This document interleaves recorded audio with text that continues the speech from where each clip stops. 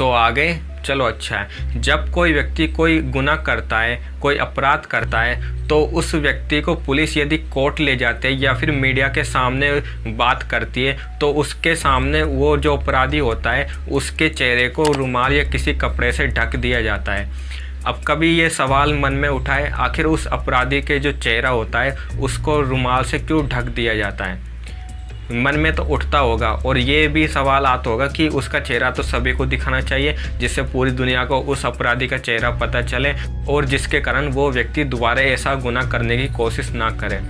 अब देखिए इसका मेन रीज़न क्या होता है कि पुलिस उसका चेहरे को क्यों ढक देती है। देखिए मैं इसको एक एग्जाम्पल के थ्रू समझाता हूँ। मान लो किसी का कत्ल हो गया, ठीक है, उसके सामने एक व्यक्ति भी मिला और लोगों ने सोचा कि उसने उसको मारा है, ठीक है, मतलब उस व्यक्ति ने उसका कत्ल किया है, तो पुलिस ने उसको पकड़ लिया, ठीक है।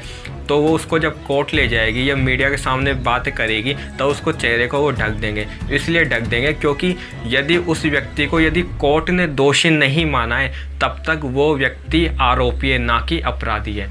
आरोपी का मीन होता है कि आरोपी का मीन ये है कि उस पर शक है, मतलब उसने वो कत्ल उसने ही किया हो सकता है या फिर किसी और ने भी वो कत्ल किया हो सकता है, मतलब उस पर शक हो रहा है। शक होने का मतलब वो आरोपी है, ना कि अपराधी।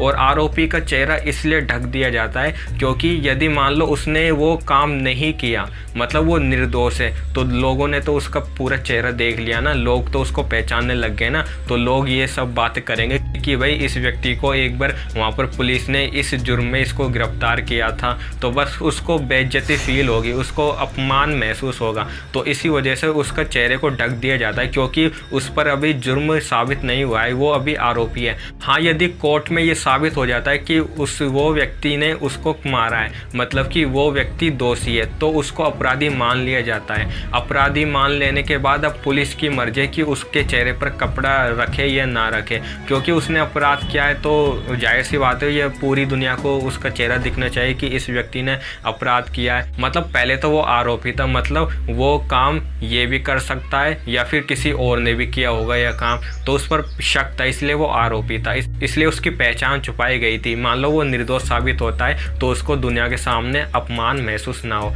और कोर्ट के द्वारा यदि उसको दोषी करार कर दिया जाता है तो वो आरोपी से अपराधी हो जाता है क्योंकि उसने ही अपराध किया, ये सिद्ध हो जाता है। तब उसको चेहरा पूरी दुनिया के सामने आ जाता है, उसके चेहरे पर कोई भी कपड़ा नहीं होता क्योंकि अपराध उसने किया है, इसलिए लोगों को जानना चाहिए कि ये अपराधी है। तो बस यही रीज़न था कि जब कोई व्यक्ति कोई गुनाह करता है और गुनाह साबित नहीं होता तब उसके चेहरे पर कपड़ा डाल दिया जाता है। तो मिलते हैं नेक्स्ट वीडियो में कुछ इसी प्रकार की इंटरेस्टिंग अननोन नॉलेज के साथ। Till then good bye and जय हिंद।